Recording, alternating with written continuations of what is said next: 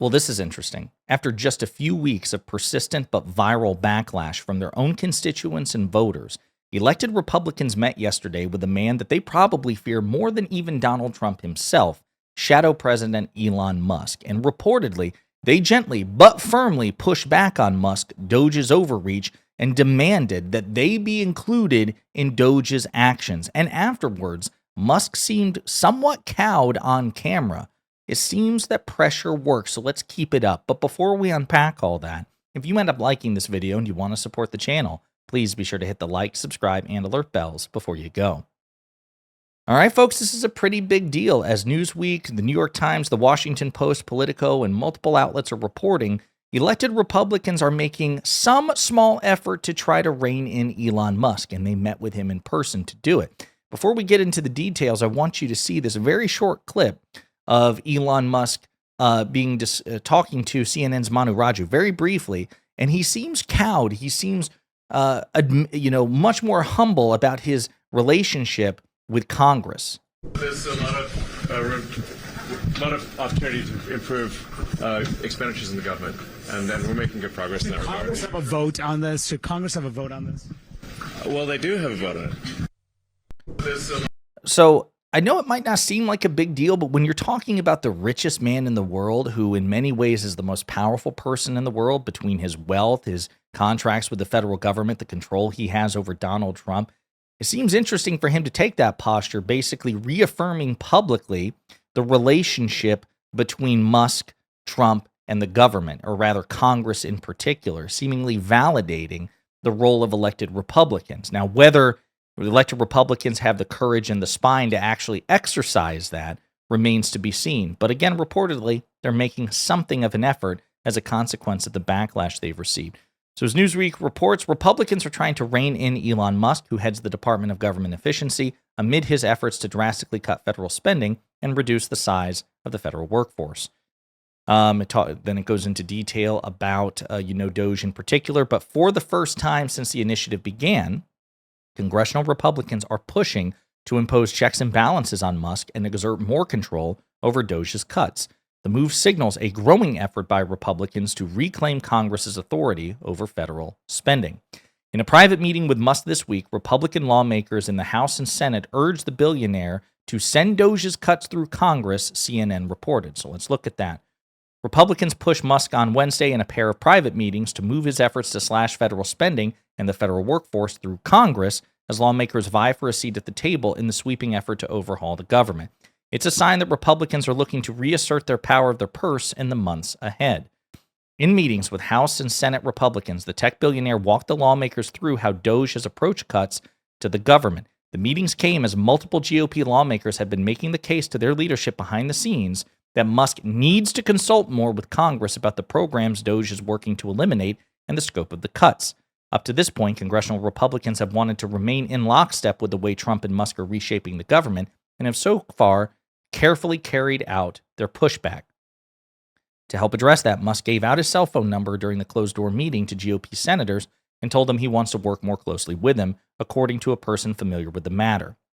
And this is where, again, it just goes to show the sinister relationship between Musk and Congress, in the sense that House Speaker Mike Johnson said he and Musk have been in contact almost daily now. It's a disturbing amount of contact between an unelected, unaccounted billionaire who, at least on paper, according to the lawsuits or the documentation in the lawsuits that the Trump administration has signed under the pains and penalty of perjury, Musk isn't the administrator of Doge. So again, at least from what they're trying to tell us, he's this unelected, unappointed billionaire who's simply an advisor, and yet for all intents and purposes, he's in more contact with the Speaker of the House probably than perhaps Trump himself.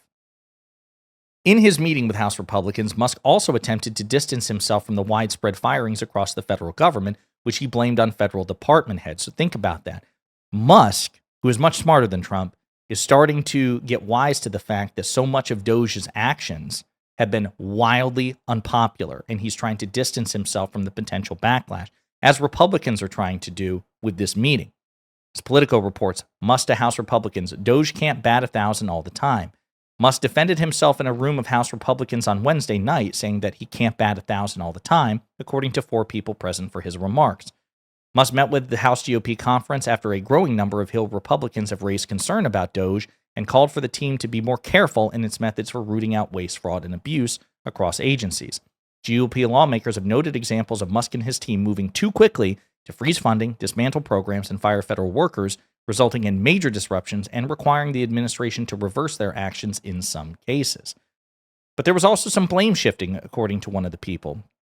That person said Musk told Republicans he initially directed federal agencies to make cuts across their jurisdictions, but Doge officials ultimately felt those agencies in some cases made the wrong cuts, forcing the administration to go in and course correct. Amid a spate of town hall backlash over Musk and the Doge cuts, he told Republicans on Wednesday night that if their constituents have complaints, lawmakers should raise the matter with him.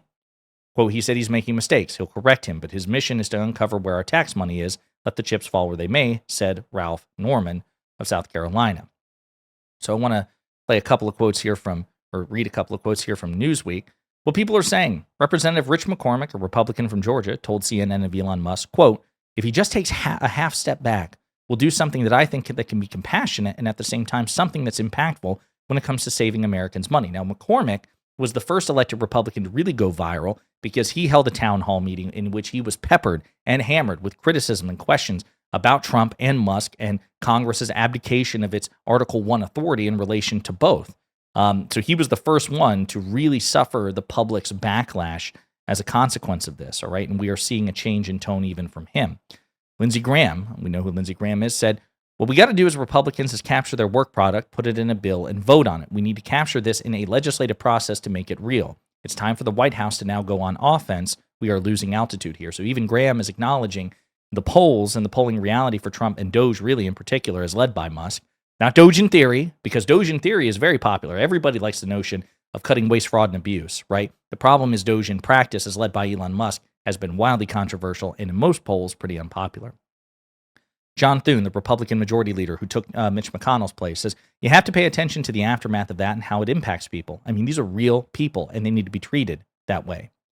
Jeff Van Drew, a Republican congressman from New Jersey, said, my concern is that we use a scalpel and not use a sledgehammer. We have to be really careful that we're cutting things that don't hurt everyday people. And John Curtis, a newly elected Republican from Utah, said, if I could say one thing to Elon Musk, it's please put a dose of compassion in this. These are real people. These are real lives. These are mortgages. It's a false narrative to say we have to cut and you have to be cruel to do it as well. So, folks, this is a big deal. Again, Elon Musk has in so many ways run roughshod over the Trump administration. We've seen some token pushback from at the cabinet level, but also reports that they have capitulated. Remember, the Department of Defense initially resisted Musk's email to, list 5 things that you've done this week and justify your job. They initially said disregarded.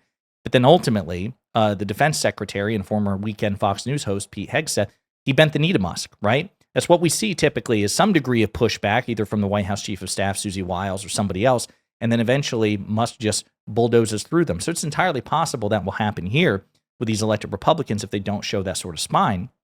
It's important to remember, elected Republicans in the Senate and the House are not at-will employees of the president. They technically don't work for the president. They are part of a separate branch of government. The president is obviously the most powerful person, at least on paper, in the federal government by far, but he can't fire or hire congresspeople or senators, right? There's just a party allegiance there that typically where they show their party leader deference if he happens to be president. But in theory, it's perfectly reasonable for elected Republicans, as Thomas Massey does, a Republican congressman from Kentucky, to tell Trump no. The problem is they're afraid of the cult of personality that Trump has, a stranglehold on the Republican base. And then they also fear as much, if not more, Elon Musk's money. Because remember, he has publicly threatened to dump a shit ton of money in primary challenges against any Republican who opposes Trump's agenda.